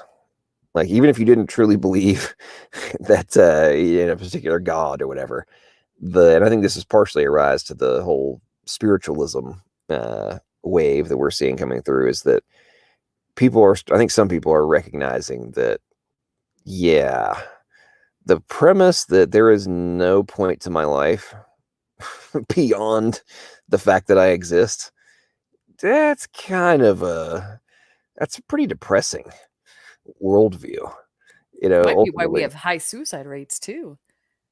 Yeah, well, I mean, I would think that probably is a definite factor. I mean, especially with what we're seeing in the spike in youth suicide. I mean, there's got to be a factor. I mean, they're constantly being overwhelmed with, how crappy life is and how crappy existence is, and there's no purpose, and you're an accident. I mean, that's if I'm nothing but an accident, then I guess I should leave, not continue on, because there is no point. Especially when I think back to adolescence, and those crazy hormonal, emotional swings that we all did in our teenage years. I mean, but I had purpose. I didn't know exactly what I wanted to do, but I know I wanted to do something, and that there was a reason for me to be here. And at some point I would figure out what it was. And I took that for granted as a kid, and that whole premise of there being no point never even really crossed my mind. And now we see so many kids it's almost becoming almost a normal question for them. And that's pretty disturbing, in my opinion. Absolutely. Well, guys, I do have to get off of here. But I wanted to say good night. Stand for Truth. You did amazing. Good job on RJ, because that guy is super tough. Great talking with you, Jesse. Yeah, thanks, guys. See ya. God bless you. RJ's a super tough loser. That's what it is. Yeah. Yes, he is. Okay. Well, thanks, Rob Matt, for hosting this. Yeah. Good night, Jesse. See ya. Because he wants to. Oh, gee, I forgot what I was going to say. I'm just going to mute. Sorry, I'm typing. Sorry. Well, I'm sure I can only imagine what the I can only imagine what the after show discussion was like over for RJ. I mean, that'd be hilarious. The fact that Standing would not discuss tomatoes and potatoes and maize and corn and how they made it, and the actual number of horses that were on the ark. I mean, I don't know. I don't know how you even consider this to be a real debate if you will not answer those kinds of questions about the evolution of humanity. It's funny too, because I showed him how even just 2 horses on the ark, based on those functional DNA differences that we always say God encoded into the original kinds, and obviously God would have sent the most functionally diverse horses onto the ark, and just based on speciation processes like migration, isolation, inbreeding, 7 species of horse, I pointed to him, is not a far-fetched by any means to come from 2 horses in 4,500 years, because in just human history that evolutionists would agree with, we have over 700. I think we have 850 horse breeds. Yet 850 horse breeds during human history that evolutionists would agree with, or 7 species of horse coming from 2 horses off the ark. I mean, it's not really much. Yeah, that's right. You've got that's right. 850 horse breeds in 12,000 years, and they admit, well, that's what their time frame is, in 12,000 years bred by humans, and like speciated by artificial selection, and yet it took how long was it? Standing, was it millions of years for them to? Yeah, 100 million years or something ridiculous, or 50 or 20. I can't remember. It's a lot. Yeah. Anyway, go on. Sorry. No, that's good. I'm glad you elaborated on this. So I brought all that up. I went in great detail on it, and then his follow-up once again, just silly questions like, well, which one of the, equid species found in the fossil record was the one that Noah brought on? Like, how am I supposed to know? And then I followed up by asking him, okay, how do you define species according to fossils? And then he painted himself in a corner. He's like, well, anatomy, morphology, which means there is no definition for species according to fossils because there's no DNA. And I pointed to the fact that, okay, fossils are indirect lines of evidence and they're weak in determining relationship because similarities, I pointed out to him, are not always due to common ancestry because it could also be due to convergent evolution. Evolutionists always invoke convergent evolution to explain away inconsistencies, and he didn't have really any rebuttal to that. Yeah, so his follow-ups were always, and I got to point out too, I just stopped by the after show just to see what they were talking about, and I guess somebody in the chat asked RJ about the cytochrome C and the mitochondrial DNA proteins that Nathaniel Jensen is making predictions on. RJ misunderstood the entire argument. I was pointing out that the cytochrome C, which evolutionists and conspiracy cats, he makes video upon video of this. He asked it to Kent. He said, why does this mitochondrial protein, which only has one basal function, right? Energy, the powerhouse of the cell, for example, why is there so many different variations throughout the animal kingdom? Why does it form nested hierarchical patterns? And why do the differences reflect evolution by common descent? And I said all that. And then according to the after show, he thought that I was like using that as an argument against him. No, I was explaining his model, his best evidence, which he obviously doesn't understand. And then I said, but those differences, according to us, Nathaniel Jensen's making predictions that those differences are functional differences. So these mitochondrial proteins don't have just one function. They've got multiple functions. And I showed a paper on protein multifunctionality. John, you're probably aware of it, protein moonlighting. Yep. These proteins are doing unimaginable things. The information flow. Actually, Jensen predicts that the secondary functions of these proteins are involved in metabolic optimization depending on what the kind is. So the metabolic optimization will be different in like a human and say a fish, or a human and a dog or something. So it's extremely detailed. And I asked them, have you read any of these papers? Are you up to date on these predictions? Because remember, RJ's the guy who always says, oh, I read the creationist literature more than the creationists. I think I caught him 3 or 4, maybe 5 times admitting he didn't know. I don't think that RJ actually reads the evolutionist literature. No, he clearly doesn't. He didn't even know his own cytochrome C arguments. Well, and here's one of the in your just kind of goes along with what we were talking about on the moonlighting and such, and information flow. I think that the evolutionists and not necessarily the researchers themselves, but the RJs of the world consciously ignore the premise of information processing that is occurring to enable biological function. Because the second from a how do we exist, is it a reasonable conclusion that we were designed perspective, the moment especially with modern tech, right? The premise that we have information processing systems operating on the molecular level that enables life takes on an entirely new dynamic, in my opinion. And like, there is biological computation going on. Bits of information are being processed in order for cellular function to occur. And what I find very interesting is they dismiss the premise of computation on the cellular level in our debates and such. But I'm like, you do realize that the neurons that are enabling you to make this argument are cells, right? And they are enabling computation to occur. So in your brain, computation can occur on a biological level, but not in a cell. I don't follow you. Like, that doesn't make any sense whatsoever. How can logic and computation and mathematics and everything else, and logic, application of logic and so on, happen in our brain, but not be happening in any other portion of our body? Does that make sense?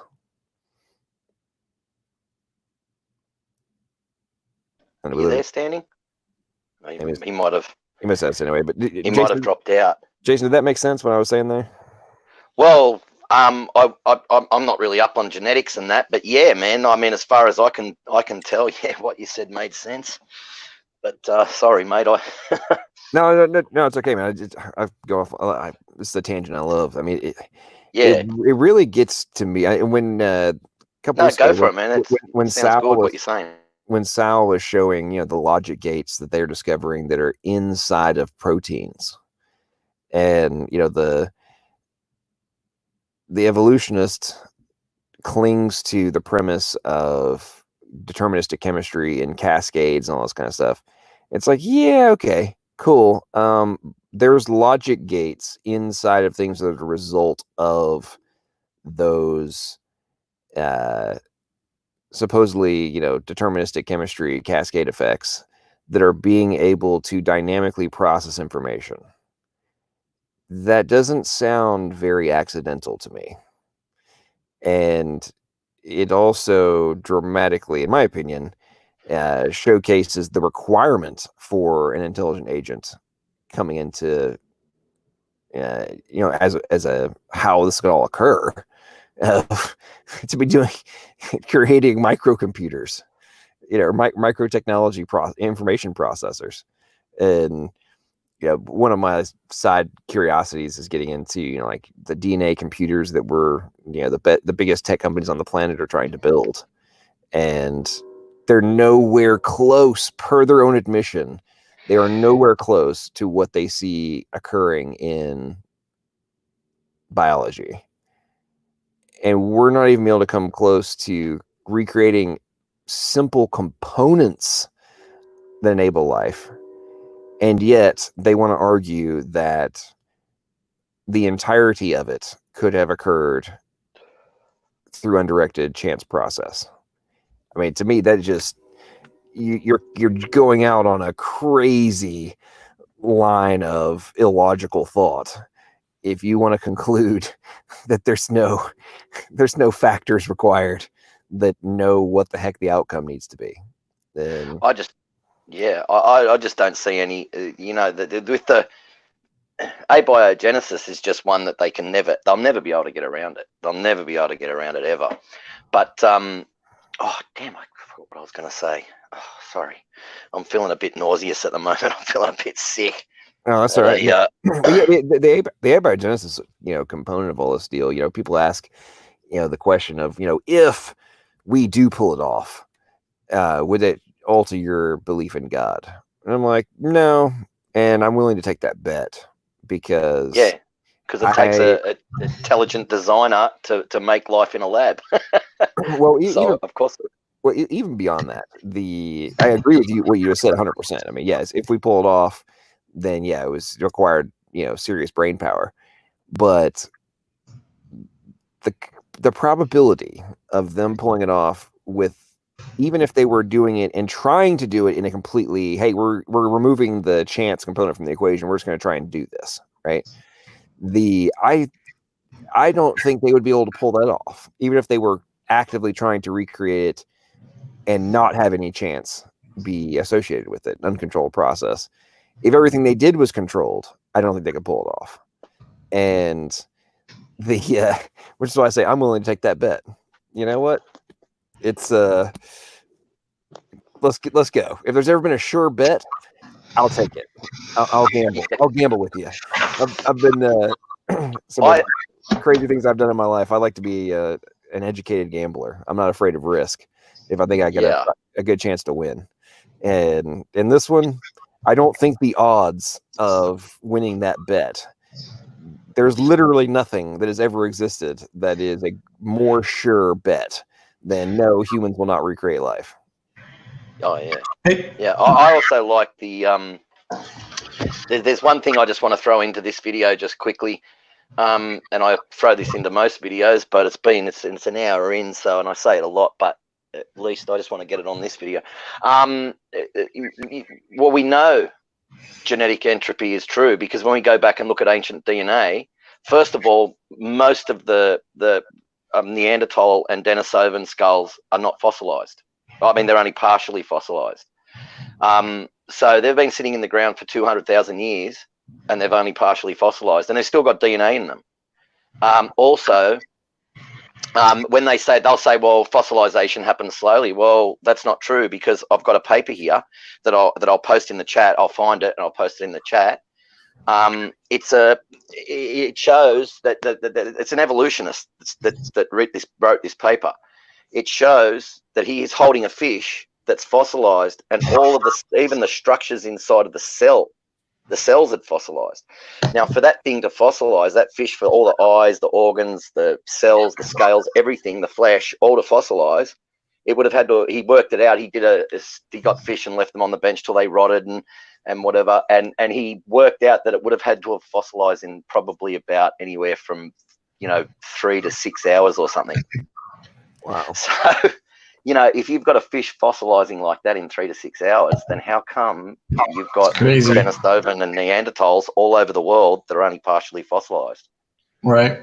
Good point. And sorry there, Brother John. I was listening to every single point you made. I was over at the stove making a nighttime tea. Yeah, fascinating points from both of you, actually. And then I just noticed in the chat, I'm not sure if it's an atheist or Christian, I didn't recognize him, but he asked, how do we account for all the different skin tones? And I'll give a brief answer to that. I did. That's a good one. It is a good question, and I noticed that I think it's a good question to answer. I briefly touched on it with RJ. I just said, hey, listen, in a nutshell, Adam and Eve would have had within their DNA the genetic potential to produce every shade of skin that exists on the planet or known to man. Because with people like RJ, you're not going to be given a lot of time to elaborate. John made this point the other day. That's pretty much all they can do, is just interrupt you and not let you elaborate on your point, because then once it starts sounding too good, then their worldview is just crashing before their eyes. So in a nutshell, that's how you explain it. But a little more, in a little more detail, it goes back to Gregor Mendel, who we talk about it all the time. Mendel lived at the same time as Darwin, actually. So just going back to basic genetic principles, if you think of capital and lowercase letters, I talk about this all the time with created heterozygosity, right? Big A, big B, little b. These letters constitute different features and traits. So, for example, if you have a capital A for dark skin and then a little a for light skin, if you have a couple, say a couple such as Adam and Eve, obviously, according to our model, the question becomes, what were Adam and Eve according to their skin tone? Well, if Adam and Eve are a mix of capital and lowercase letters, capital E, capital A, lowercase a, for example, capital B, lowercase b, this is referring to their alleles, and say they were a middle brown skin tone, they have the potential to literally produce every single shade of skin that exists on this planet. And the rate, we're all one race, it's just different shades of skin. But the different people groups, the different shades of skin, all come from the genetic potential that exists within Adam and Eve. And the reason why these genetic differences were sorted out and these groups were isolated goes back ultimately to Babel. And that's why with RJ, I'd always answer his questions according to Babel, because that's where the signatures are, because we can see the dispersion all throughout our genome. But this is where, they would be, at Babel, they would have been one language, okay? They would have had mixed features, but the spreading out from Babel explains the particular set of genetic features seen around the globe. And these sets of genes are unique markers of their past lineages. And I talked about the genetic markers and the way that, like the Y chromosome and the DNA differences, for example, are geographically specific to RJ. It just wasn't enough for him, right? Because he just wanted to know, did Noah bring chocolate on the ark, for example, which is silly.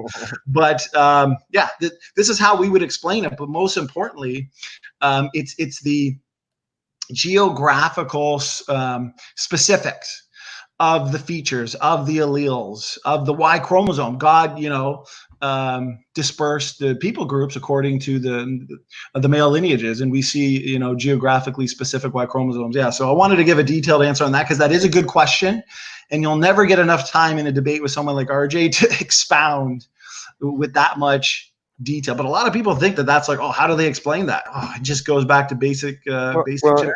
Well, and to put that into a slightly different context, people try to put this huge, complicated explanation. I'm not saying what you were saying is complicated. I'm saying like the evolution was trying to make it this. How could you possibly explain this? And I'm like, okay. So you do realize that when we're talking about skin tone, and as you guys know, I'd love to use like software comparisons and such, but the markup language for all of the programmers who hear this and want to go on your tangents about how HTML and CSS are markup languages, not programming. I'm aware of this. Making an observation, okay?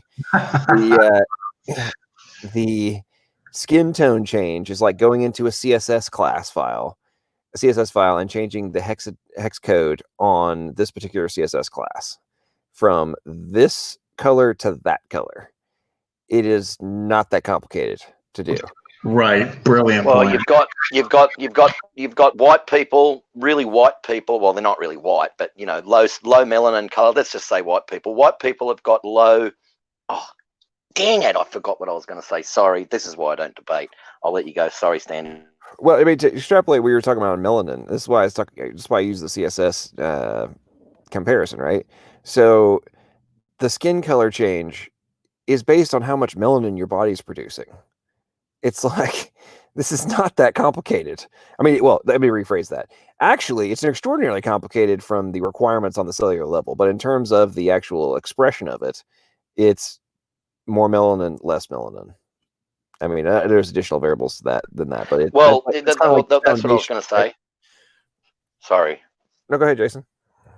The white skin people have all lowercase, say ABB, and dark skinned people have all uppercase ABB. So and they can only ever produce dark skinned people or what dark skinned people can only, like black skinned people can only produce black skinned people, and white skinned people can only produce white skinned people. That's why Adam and Eve would have had to have both upper and lower case, and they would have been brown skinned, which would have Anyway, I don't know if you already said that. He probably did. Well, I mean, that point, I agree with you completely there, and SFT was touching on that. I mean, when you really, one of the questions my next debate, I'm gonna have to pose this question to the evolutionist of, so people from Africa, dark skinned people tend to have shorter upper bodies, longer arms, longer legs, right, than white people, for example. White people tend to have longer torsos. And the only reason I know this is from athletics. I was a swimmer and a basketball player. And it turned out that part of the reason that I had to work so much harder to have any level of vertical leaping ability was my center of gravity based on my longer torso made it more difficult for me to, in combination with fast twitch muscle fibers, made it more difficult to gain vertical leap. But in the pool, because of my longer torso, it changed my center of gravity and actually made it easier for me to swim faster. And where I'm going with this is, those are some very minor, but in the context of athletics, significant factors of who wins, who loses, right? And so are those evolution? Is that evolution, or is that just variation within the species? But they like to argue about, on transitional forms, oh, well, these arms were longer and therefore it was, this transition going to here and walking on all fours and then going upright, bipedal, et cetera, et cetera. I'm like, I'm not really following you on. So are you saying that what we're observing between black people, white people, Asians, etc., are that evolution?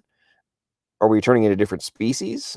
Are we coming from different species, or are we all the same? Like, which one is it from? Well, we're all the same because we're 99.988% similar. Every human on Earth, black, white, everybody. I agree that we are all the same. Oh yeah, I was just saying that for his benefit or their benefit. I'm saying from their worldview, there's measurable physiological differences, is that evolution? Because if not, then how do you apply the same types of variations we see in other species to be examples of macroevolution?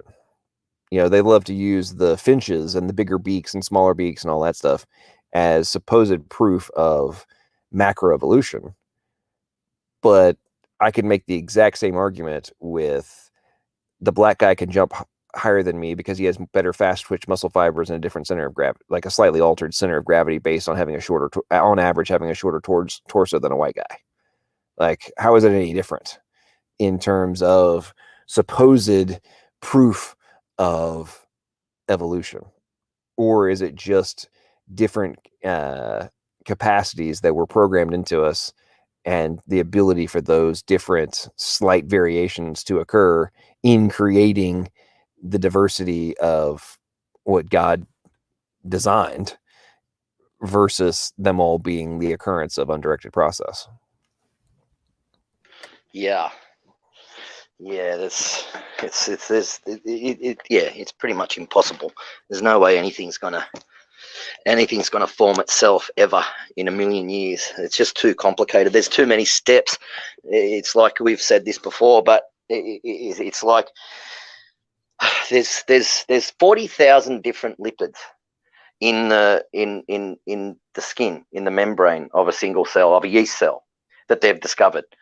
And something as simple as a yeast cell. And it's got, in between those lipid layers, it's got the carbohydrate layers, which are even more complex. I've heard James Tour say that, even more complex than DNA. There's so many of them, like probably hundreds of thousands of them. So you've got probably, let's say, a couple of 100,000 different lipids and carbohydrates just in the cell wall. You've got a lipid layer, carbohydrate layer, and then a cell layer, and then you've got proteins running through those two layers to let nutrients and molecules in and out so the cell can survive.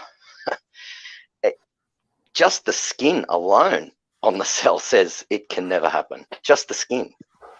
Well, I agree with you. And when you factor in things like the to lack of a better word, the portals that allow things in and out of a cell, and then there's an even greater levels of, high security to get into the nucleus, and only certain things that have this particular passcode protein tag are allowed to get in and out. I mean, when you think about that, viruses get in by hijacking something that has the appropriate tag. That's how they get in. Yep. Otherwise, they would get locked out. I mean, you're telling me that the high-level security that requires passcodes? Yeah, well, but viruses came from us. I honestly believe that.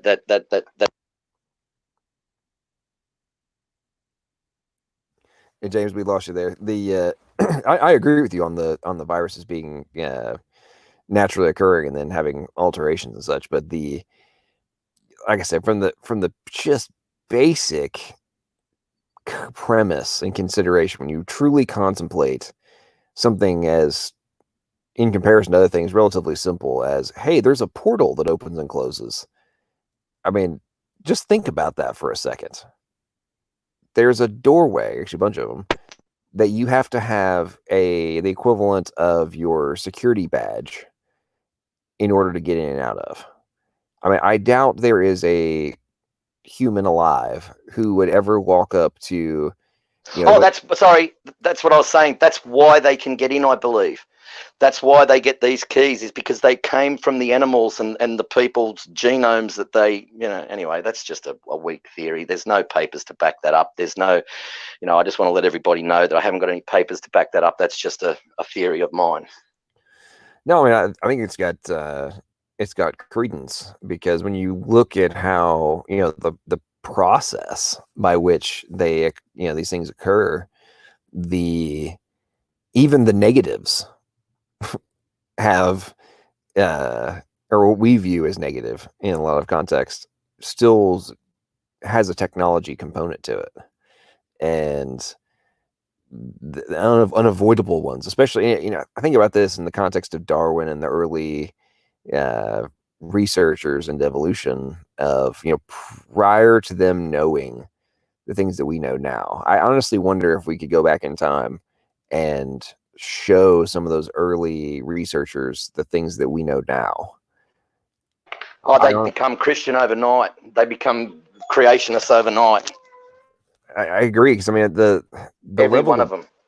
We now have a solid century of brainwashing to agree that to believe that this this must be true, even though we can't, we keep running into barriers. This still must be true. I mean, they've been convinced that is the case. But if you, as you say, if you pulled back that veil early on, as you said, I think they would immediately pivot and come to like, wow, I can't believe we almost thought this to be true.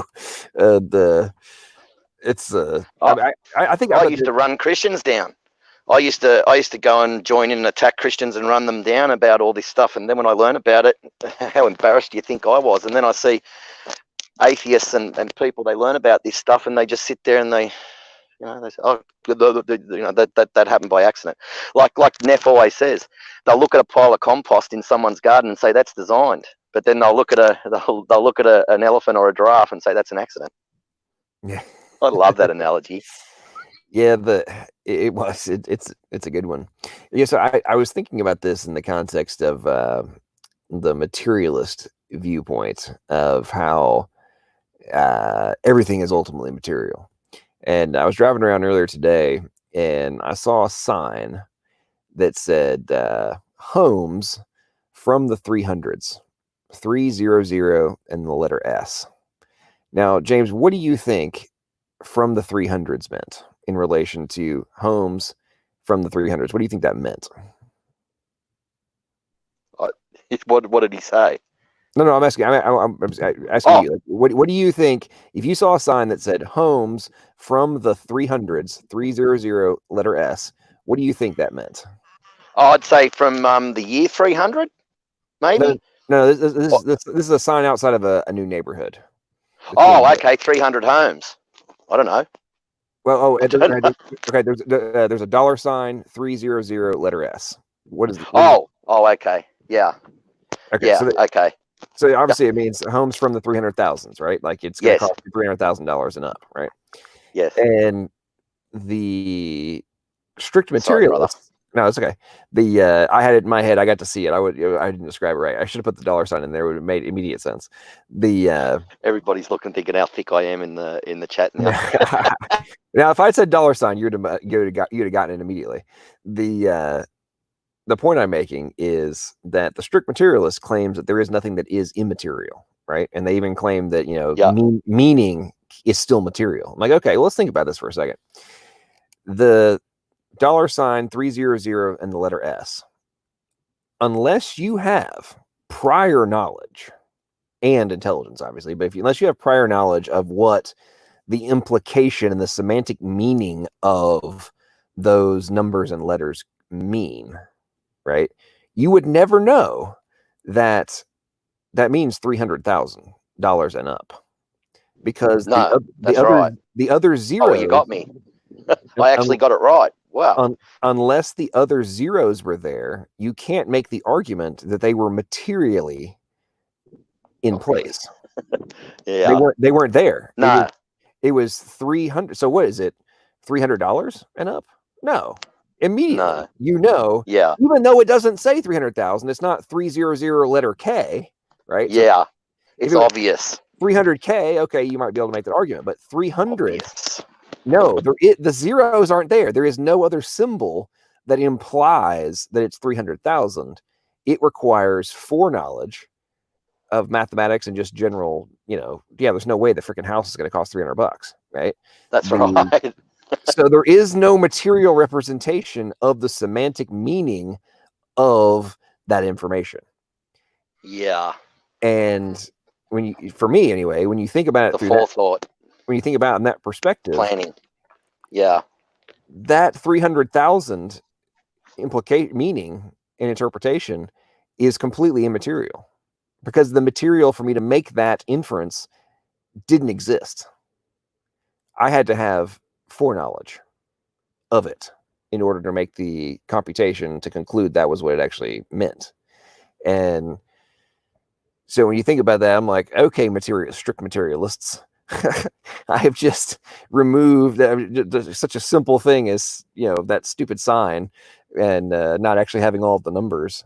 Like, no, actually, you can have information transfer without material representation of it.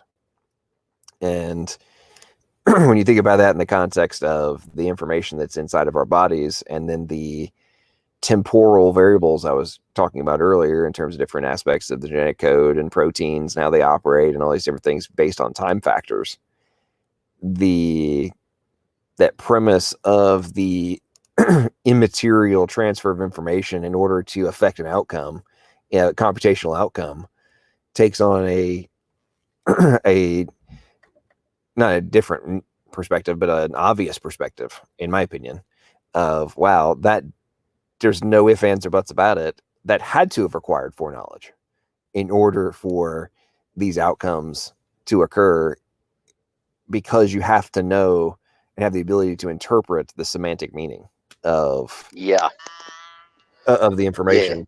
And that's one of the things that they all try to avoid in regards to the genetic code and the information that's therein, as well as, and that's just from the arbitrary value assignment perspective. But then you also have to factor in the structural component, as I was talking about earlier.